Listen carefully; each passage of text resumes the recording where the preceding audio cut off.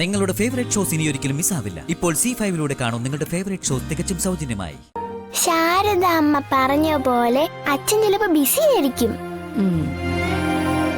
അതുകൊണ്ടായിരിക്കും വിളിക്കാത്തത്. അല്ലാതെ ഇഷ്ടക്കേടുകൊണ്ടൊന്നല്ലായിരിക്കും. പിന്നെ എപ്പോഴും ഇങ്ങനെ വിളിച്ചോണ്ടിരിക്കണം എന്ന് പറഞ്ഞാ എത്ര ഇഷ്ടമുള്ള അച്ഛനും ചെറിയൊരു ഇഷ്ടക്കേടൊക്കെ ഉണ്ടാവൂലേ?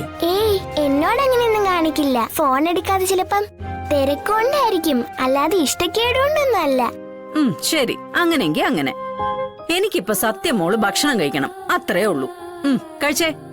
ഞാൻ കഴിച്ചോളാന്നേ, ശാരദാമ്മ അവിടെ വെച്ചേ.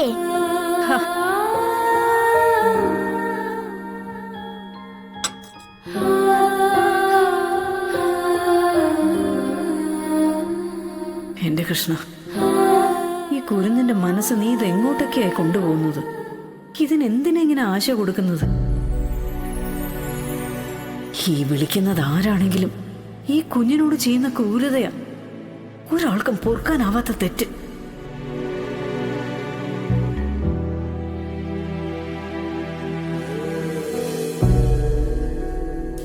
എന്താ ഭക്ഷണം മുന്നിൽ വെച്ചിട്ടിരിക്കുന്നേ? കറിയൊന്നും ഇഷ്ടപ്പെട്ടില്ലേ?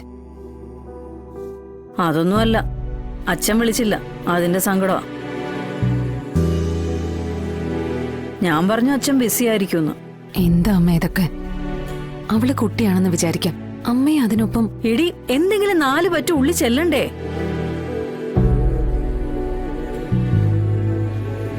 മോളെ, അച്ഛൻ എപ്പോഴൊക്കെയാ വിളിക്കുന്നേ? അങ്ങനെയൊന്നുമില്ല, സമയം കിട്ടുമ്പോഴൊക്കെ വിളിക്കും. പക്ഷെ അങ്ങോട്ട് വിളിക്കാൻ പറ്റില്ല. പക്ഷെ ഇന്ന് എന്നെ വിളിച്ചിരുന്നു. അപ്പൊ സ്ഥിരമായ ആരോ സത്യയെ വിളിക്കുന്നുണ്ട്. അതാരാണെന്ന് കണ്ടുപിടിക്കണം. ഇനി വിളിക്കുമ്പോഴേ അമ്മയ്ക്കൊന്ന് തരണം. എനിക്കൊരു കാര്യം പറയാനുണ്ട്. അമ്മയ്ക്ക് അച്ഛനെ നേരിട്ട് വിളിക്കാൻ പാടില്ലേ? മോളുടെ അച്ഛൻ ബിസിയല്ലേ, പിന്നെങ്ങനെ കിട്ടാന്? ശാരദാമ്മ എടുത്തു തരാം, കഴിക്ക്. എന്നിട്ട് നമുക്ക് സംസാരിക്കാം. ശാരദാമ്മ ഇങ്ങ് തന്നേ, ഞാൻ ഇത് റൂമിൽ കൊണ്ടേ കഴിച്ചോളാം. കഴിക്കണം. കളയോ? മുഴുവൻ കഴിക്കണം കേട്ടോ. ആ, കഴിക്കാം. കളയരുത്. ഇല്ല.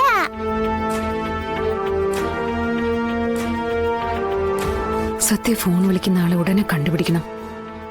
വേണം മോളെ, ഇപ്പൊ തന്നെ ഒരുപാട് വൈകി. മോളെ, ഇനി വിഷ്ണു എങ്ങാനും ആണോ? ഹേയ്, അതിനൊന്നും സാധ്യതയില്ല.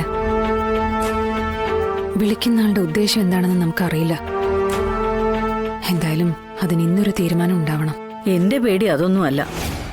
ഈ വാടക വീട്ടിൽ ഒന്നിച്ച് താമസിക്കണമെന്നൊക്കെ പറയുമ്പോഴേ സത്യമോളോട് കാര്യങ്ങളൊക്കെ പറയണ്ടേ?